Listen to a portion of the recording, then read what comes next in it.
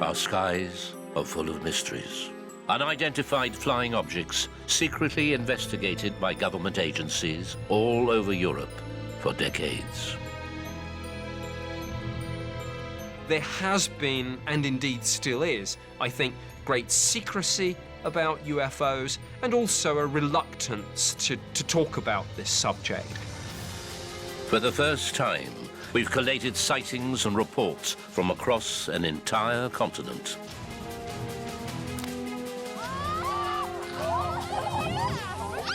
We have to get to the truth, because the public have a right to know about these things. Some experts insist many sightings have rational explanations. Often you can take even the most spectacular UFO sighting and find that behind it is a very earthly explanation. But some continue to defy understanding. That's an object that flies, and I don't know what it is. Are these visitors from other worlds or natural phenomena? And do our European governments know more than they ever reveal to us? The answers may lie in the untold stories of the UFO files of Europe.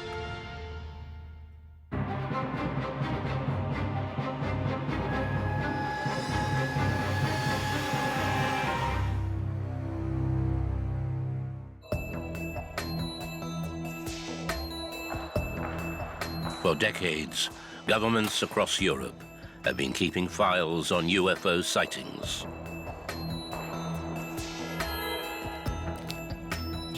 To this day, many of these cases remain unexplained. A UFO incident investigated by police as a criminal assault. A pilot's close encounter at 2,000 feet. And a Norwegian valley where mysterious aerial phenomena have been appearing for almost a century.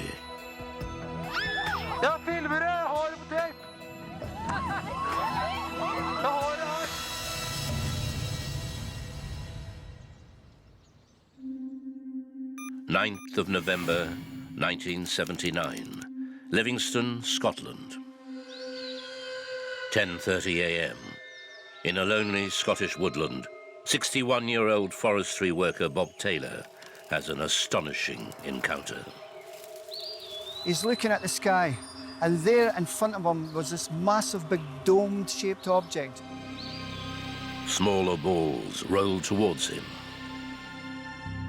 These objects were shaped like sea mines with about 6 legs attached. This is the only British UFO incident ever investigated by the police as a criminal assault. I really do think this case, even though it's got a single witness, is one of the really inexplicable incidents. It's just so unlike my dad to talk about spaceships or anything like that.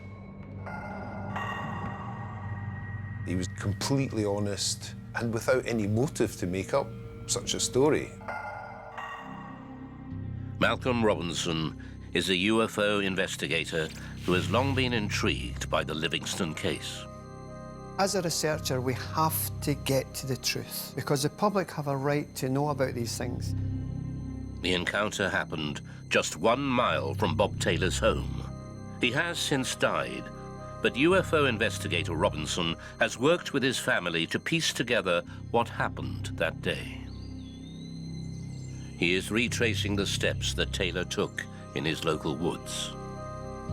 This is the area where Robert Taylor was walking down that morning. And it wasn't until he approached this clearing that he stood transfixed when he saw something which totally bemused him. He's looking at the sky, and there in front of him was this massive, big dome-shaped object. And he's standing there. He's absolutely bemused at what he's looking at. And then suddenly, what resembled 2 Second World War sea mines dropped very, very forcibly from the underside of this hovering object and hit the ground. And they started rolling across the grass. And they started to project these rod-like projections from these spherical balls towards his person and grabbed him very, very forcibly at his hips and pulled him right down.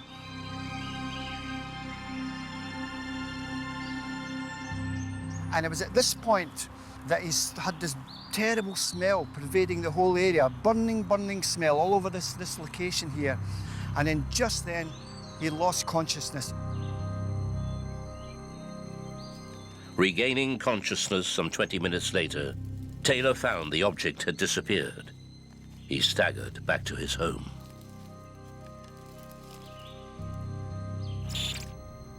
His wife could see immediately that something had happened to him. She eventually pressed out of him that he'd been assaulted by aliens. She decided that he should go to hospital. Taylor's daughter is working in the pharmacy department at Bangor Hospital as her father is brought in. I had a phone call down from A&E to tell me my dad had been taken in, and the first person I met was my mum, who was saying, "Oh, I think your dad's had an awful bang on the head because he's talking about spaceships." Taylor has cuts to his legs and seems confused. It looked as if someone had used a rotating disc, a grinder or something, to grind through his trousers where his hips were. Not something that you can easily imagine could happen in any normal way. And also a mark under his chin, about 1 inch square, appeared to have been grazed. Because of the forester's injuries, the police launch a criminal investigation. The British National Archive UFO researcher Dave Clark has seen the statement Bob Taylor made to the police at the time. I've got some extracts from the police CID report on the Livingston incident here, and in the report is a police statement that was taken from Bob Taylor himself immediately after the incident, and it's always good to look at the contemporaneous statements that people make to the police in these instances. And he says that the object he saw was about 30 feet in height. It was grey in colour, although I got the impression that the top of the dome-shaped object changed from grey to translucent continually. Following his statement, Taylor's torn trousers are sent away for forensic analysis. Detectives were there taking samples and photographs, and this was a full investigation by the Criminal Investigation Department. The next piece of evidence is found by police in the woods at the scene of the sighting. The police went to the site and they found a series of mysterious marks on the ground, almost like some kind of a vehicle with a caterpillar track had been driving backwards and forwards over the grass in this clearing. The police made an official sketch as evidence of the marks they had seen. They indicated that an object of several tons had stood there, but there was nothing to show it had been driven or towed away. There was no rational explanation for these marks. They couldn't find any obvious explanation as to what had caused them.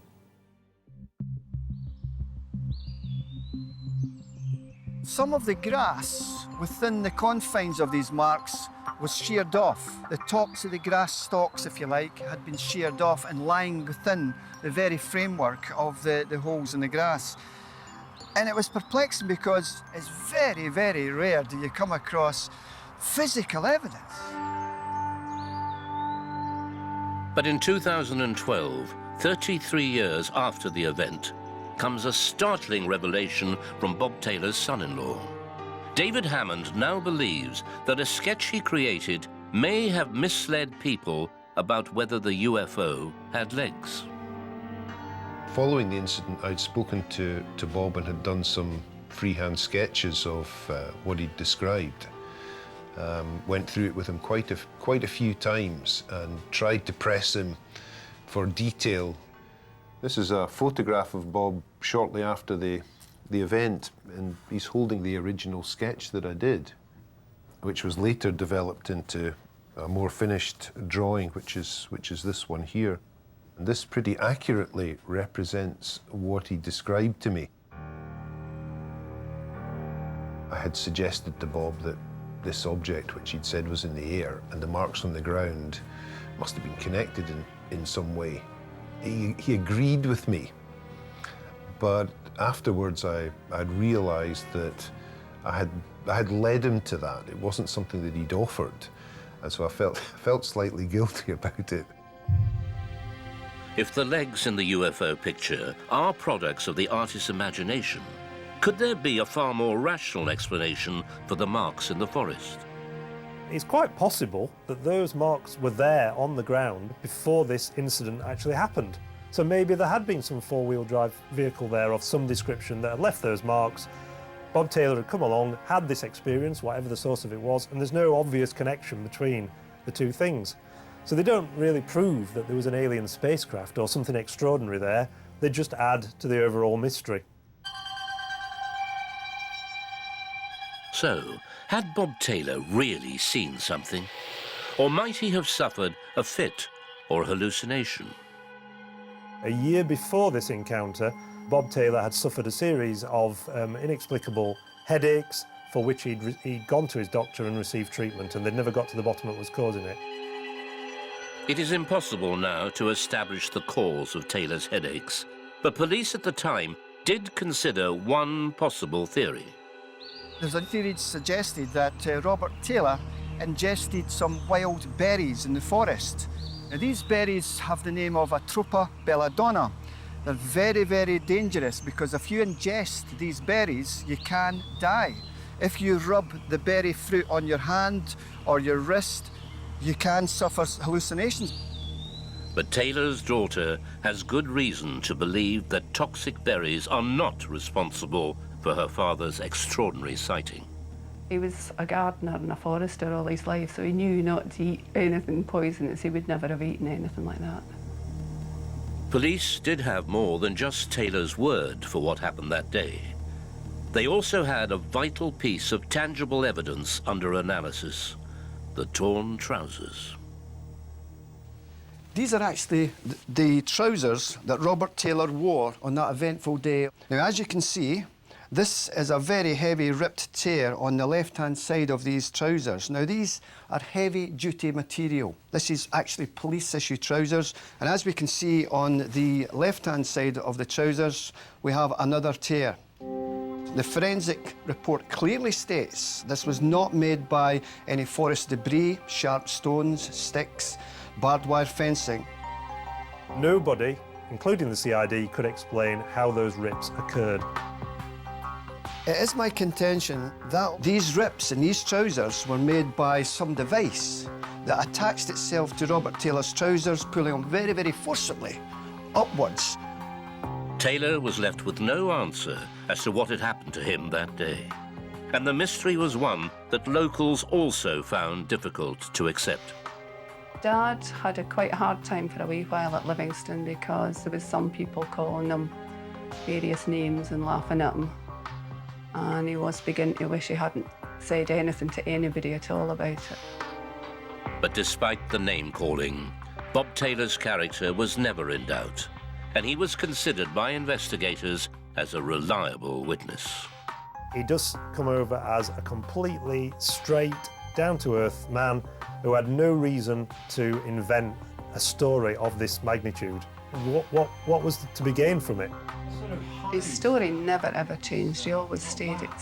Everything was exactly like the day he saw it.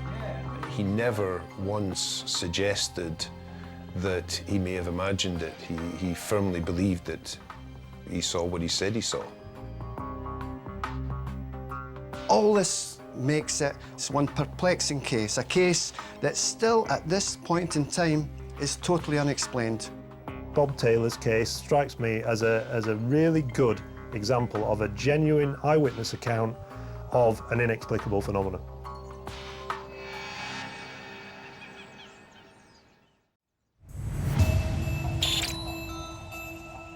Within Europe's UFO files, there are cases that defy explanation.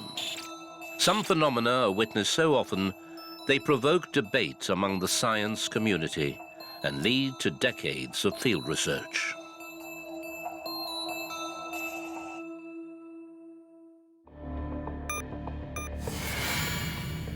The Hessdalen Valley, Norway. In the early 1980s, hundreds of UFOs are spotted flying over the landscape. Over a 2-year period, The objects dart across the skies more than 20 times a week. Newspaper reports say the locals are crazy, but witnesses are certain of what they've seen. I see a bright light. It's start to moving, and then faster, and gone. What it is, I have no idea.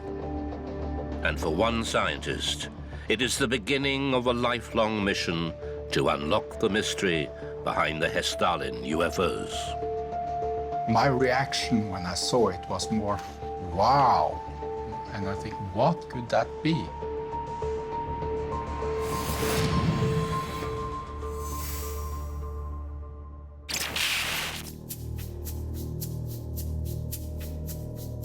Erling Strand is a Norwegian technology expert. In 1982, he hears reports of strange events in Hestalin, a remote 8-mile-long valley with just 200 residents. I read about it in the newspapers, and some friends of mine also thought we should maybe go up there and try to see it for ourselves. Locals are reporting strange, glowing objects flying at high speed through the valley. Johan Arvid Aspås, now age 76, was in bed when he first saw a UFO in 1982. Så jeg hoppet ut sengen og gikk bort til vinduet og så, og da får det et sånt lysende objekt ut I dala da ute I huset, sakte nordover med kolossalt lys på. UFOs had been sighted in the valley since the 1900s, but in the early 1980s they appear with alarming regularity. What is, I think, interesting and important about this is the fact that these UFO sightings seem to happen on a regular basis. There are so many of them over so long a period of time. There are dozens, if not hundreds, of sightings. Despite this frenzy of activity, the Norwegian press refused to believe the local stories. The local people up there had all different reactions. Some was a little bit afraid. The most frustrating thing for the local inhabitant was all the bad talking. Journalists writing funny things about the people up there. One national paper even played a practical joke on the town by sending them an unusual gift. But Professor Strand is keen to investigate. In September 1982, he gathers a group of young scientists and camps out in the cold valley. The first time, I remember it very well, we didn't expect to see something. Of course, you have read about it in the newspaper. Suddenly, the team are confronted with a spectacular sight. There it showed up. A huge, bright light in the landscape. 10 to 50 meters above the ground. We estimated the size to be 3 meters. Strand's colleague photographs the UFO to secure evidence of the sighting. It moved around some distance, not so very far, stopped again, and went on for that for nearly 2 hours. My reaction when I saw it was more, wow, and I think, what could that be? The group watch as the object hovers across the valley, until finally it disappears. This is the first picture which was taken by this light, hovering just above the hillside. The sighting, recorded in this photograph, triggers a lifetime of devotion to these mysterious aerial phenomena. The start of Project Hestalin was in the summer of '83. We prepared a field investigation. We collected instruments We got help from universities and military to give us some instruments. And we had a lot of instruments going up there. For his investigation to be taken seriously by fellow scientists, Professor Strand decides not to use the word UFO. Whenever you use the word UFO, everyone is skeptical, especially the scientists. So we decided to change the word, use another word. So we came up with the Hessdalen phenomena, and that helped a lot in the scientific community.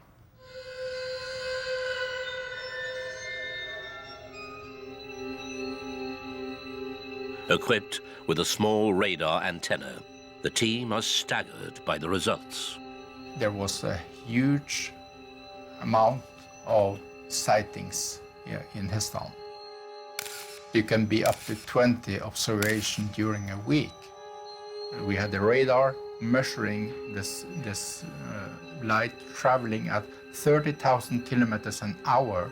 We could follow something which was not seen as a light, wasn't seen at all. So there is something up there which are present in the valley, even when we don't see anything. Even when the phenomena are invisible to the human eye, they are detected by radar, moving at incredible speeds. But what are they? One of the many theories put forward is ball lightning. Ball lightning is something that's not entirely understood in science. It is something that's been observed by a very wide number of very credible witnesses, and it does move around very fast. It can move at speeds of a few meters per second to a few hundreds of meters per second. Atmospheres physicist Grant Allen has studied the Hessdalen photographs. In the photographs we've seen over Hessdalen, it's a quite clear background night sky. So this doesn't look like ball lightning. Ball lightning, from eyewitness reports, tend to last from a few seconds to a few tens of seconds. They're quite short-lived phenomena that tend to dissipate quite quickly. What confuses Strand's team is that the moving lights appear to take many different forms. What we have found out is that there is different types of phenomena. The project identifies 3 different kinds of sighting: white or blue flashes, shapeless yellow lights, and a series of smaller apparitions that appear to fly in formation. The more we study it, the more mysterious it is. But as the project gathers momentum, disaster strikes.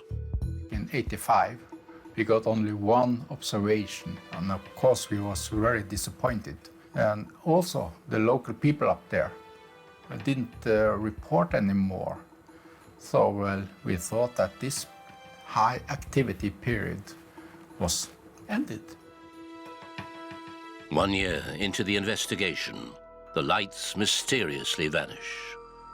The chance to uncover a new phenomenon disappears as the project is shelved. Until strange events in the valley, 8 years later, bring the Hessdalen UFOs right back into Arling's life.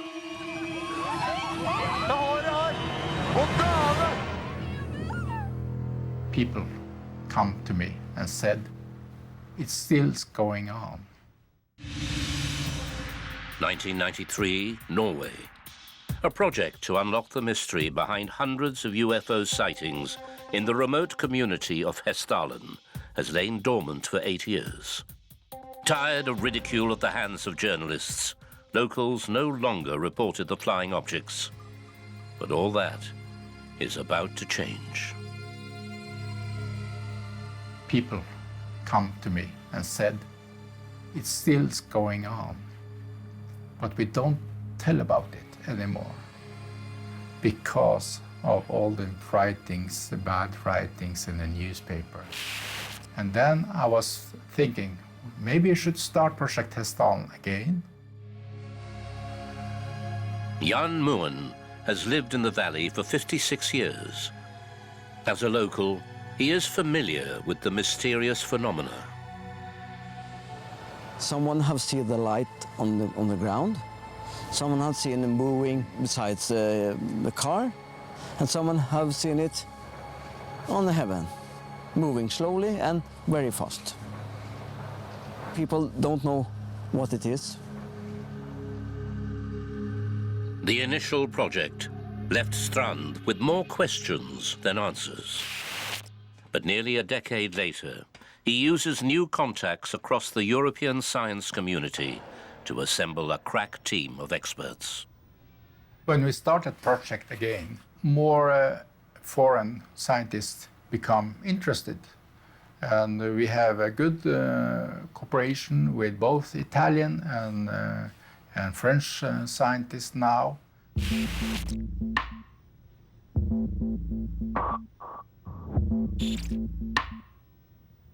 A key member of the new team, electrical engineer Bjorn Gittler Hogge.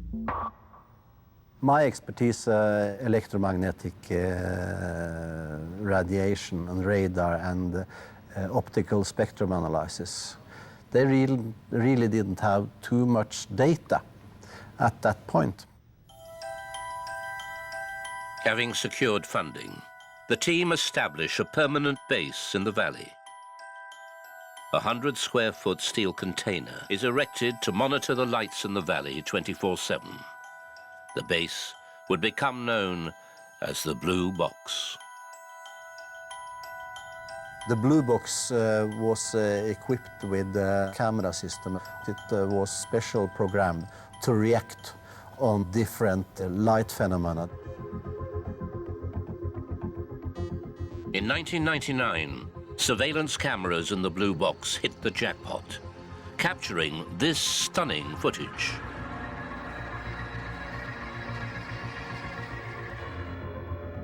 But the team want to do more than capture a UFO on camera. They want to find out what it is. They begin to look for clues in the atmosphere. We are interested to find out if there is a new kind of interference source in the atmosphere that we didn't know about. Assisted by the Institute of Radio Astronomy in Italy, the team installed new high-frequency radar at the Blue Box. The Italian equipment was made to detect any kind of ionized matter. Research now focuses on one particular theory, that the aerial phenomena might be pockets of plasma in the atmosphere. Well, everybody's seen plasma. You've seen them in neon lights. Also, you get plasma balls where you have that mysterious glowing light in a glass ball. It's essentially an excited gas, and what that means that the gas has an electrical charge and then it glows. Plasma is ionized gas, meaning it has highly charged particles. This makes it conductive and allows it to respond strongly to electromagnetic fields. The most iconic example in nature, the spectacular Northern Lights.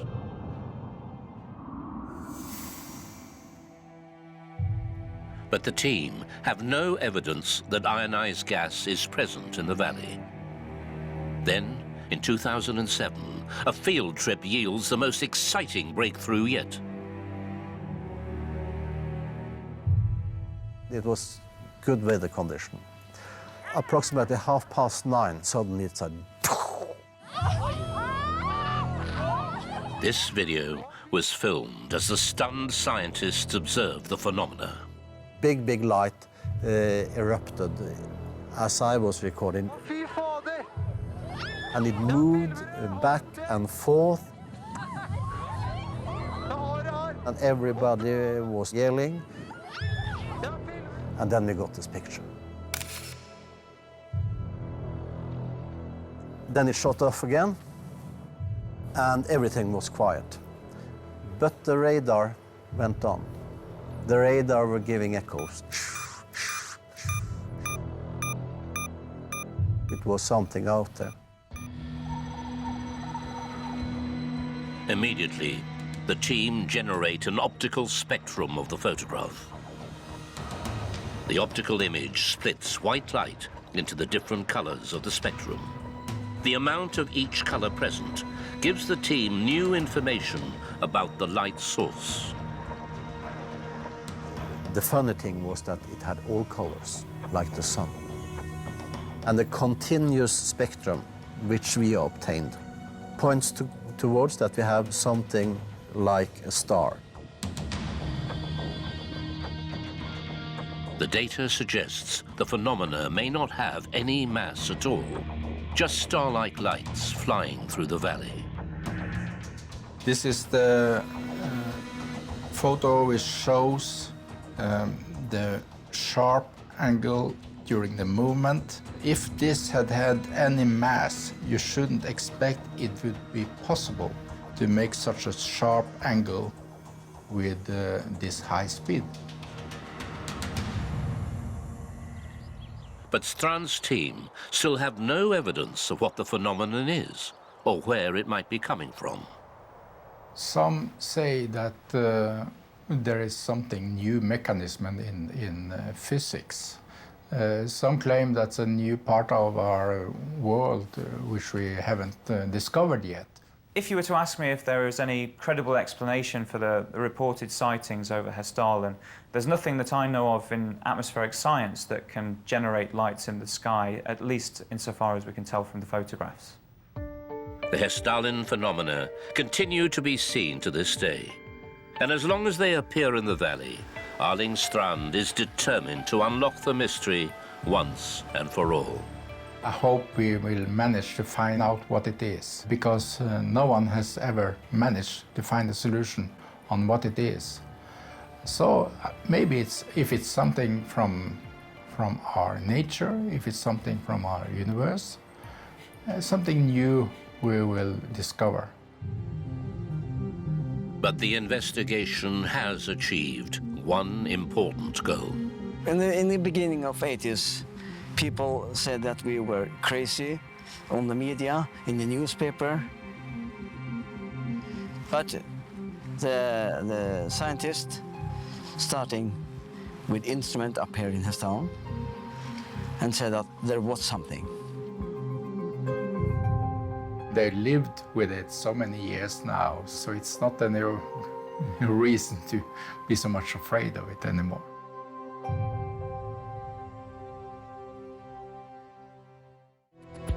June 17th, 1977, Tancos Air Base, Portugal.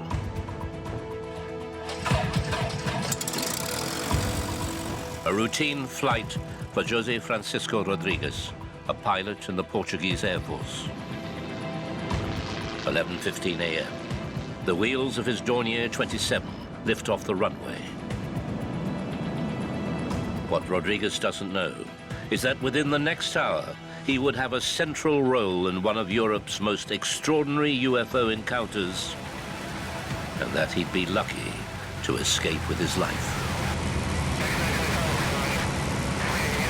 O caso de Castelo de Bode é importante porque temos aqui significativo exemplo de uma interação física de aparente objeto não identificado com os instrumentos de bordo do próprio avião. Rodrigues is now retired from the military and no longer talks about this shocking event.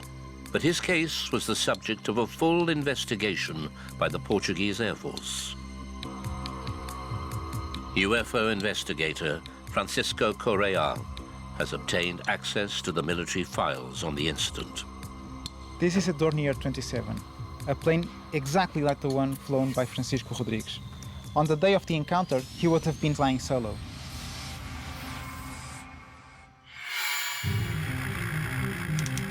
The Dornier 27 is a German single-engine light utility aircraft popular among pilots for its aerial maneuverability.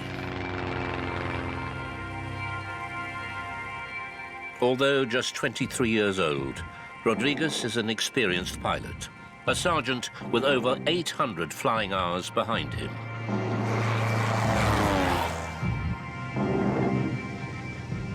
Rodrigues is flying over Castelo de Bode, a hydroelectric dam 85 miles from Lisbon. Less than an hour after takeoff, he notices a dark object through the clouds. He radios back to base to find out if any other aircraft are flying in the area. Charles Uniform Airborne from runway 34, climbing to 2,000 feet inbound Alto-Mahna Dam. Charles Uniform, confirm squawk 3310. He contacted the tower had nothing on radar, so he initiated a left turn. Rodriguez maneuvers his aircraft to get a better view of the object. And when almost completing that turn, he screamed. The control tower heard this scream. At 2,000 feet, Rodriguez is face to face with something completely inexplicable. At 11 o'clock, there was a big, round-shaped, dark object, about 12 to 15 meters wide.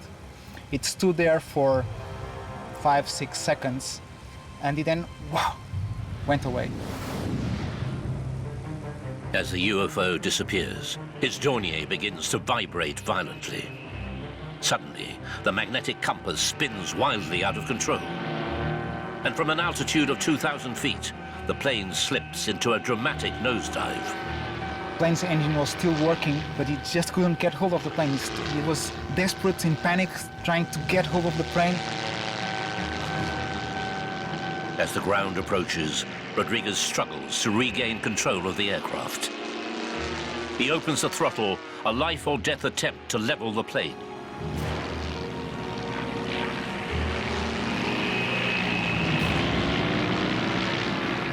Just above the dam, he manages to stabilize the Dornier.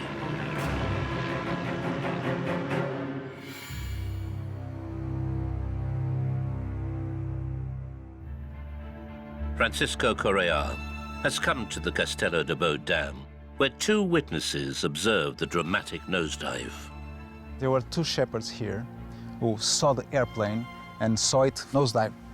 And they saw it go below this hill over here, and then they saw it, bah! When the pilot turned off his engine and started to pull it off on again, it made bah! And they saw it, then the plane going just above, nice and easy.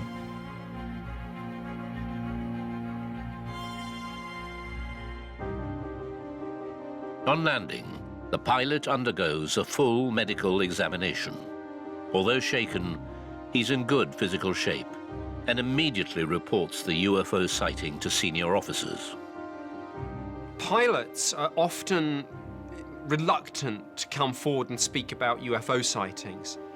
They fear that they'll be ridiculed, they fear that there might be adverse consequences in terms of their career. But the Portuguese Air Force take the report seriously and launch a thorough investigation into the incident. 35 years on from the UFO sighting, historian Joachim Fernandez has gained access to the military files. Well, this is Francisco Rodriguez's report from the Castello Bot case. The letter from Air Force, as you can see here. The summary of his own case, Rodriguez's case, and the report from pilot, report from a sighting of an identified flying object. Rodriguez describes the object as being up to 15 meters wide, 3 meters wider than his Dornier. And also the sketch from the object that emerged from the clouds and the encounter next to 6-7 meters from the plane. It was a scary experience.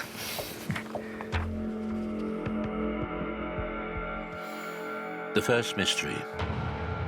Why did this large object flying at high altitude fail to appear on radar? Chris Morshead was a radar engineer with the Royal Navy for 30 years and has full faith in the technology. When it comes to reporting objects, radar is probably far more accurate than the pilot. At high levels, it would be extremely unusual for something that physically appeared in front of a pilot not to actually be picked up on a radar.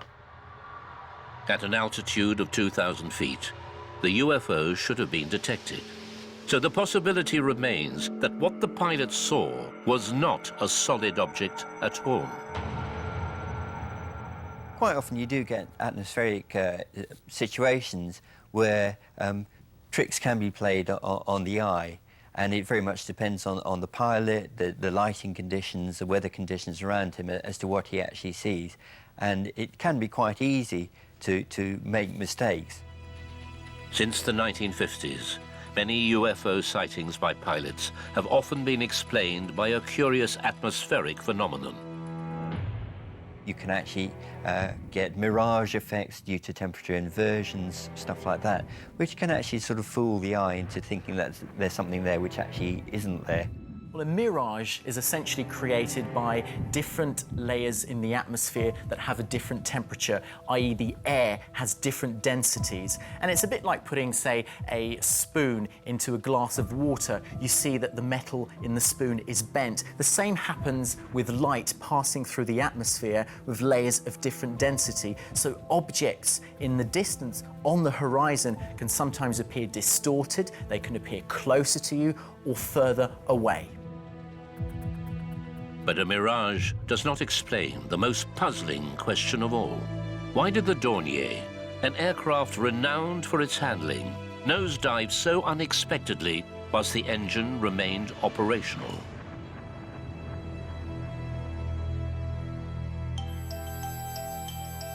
Professor Raoul Berengel explains the dynamics of flight. You have a low pressure above the wing, and underneath the wing, a high pressure. A wing is designed so the air moves faster over the top surface than it does over the bottom. The slow-moving air beneath the wing has a higher pressure, which gives the aircraft lift. If this phenomena goes at very high speed, aside from the plane, what happens? You just lost your lift. Then the plane plunges down. A jet passing at high speed could have sent the Dornier into a nosedive. But it doesn't explain why the magnetic compass spun wildly out of control. Well, in order to spin a compass at that distance will be needed a force, a magnetic field generated by this object that goes around the plane. And a normal plane or a jet do not have such an amount of magnetic field. Whatever the object was, remains a mystery. That's an object that flies, and I don't know what it is, so it's a UFO.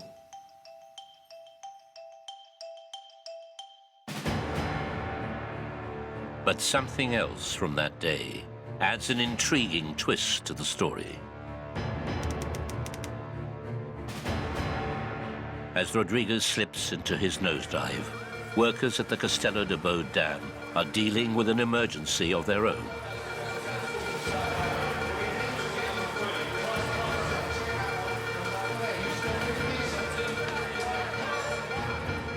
At the same time, pilot Rodriguez was experiencing his falling to the ground with his airplane.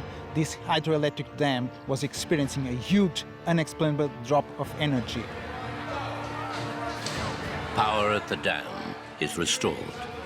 But the question remains whether these two strange incidents are connected, adding another layer of mystery to a puzzle that may never be completely solved. The situation regarding UFOs is quite interesting. As an engineer myself, I'm a great skeptic. I always believe that there must be some rational explanation. Occasionally, though, there are those situations when you just can't explain the problem, the phenomena that you've seen. Whether or not that's spaceships coming from another world, who knows? Personally, I find it hard to believe that it is. I think it's probably just a natural phenomena we haven't identified.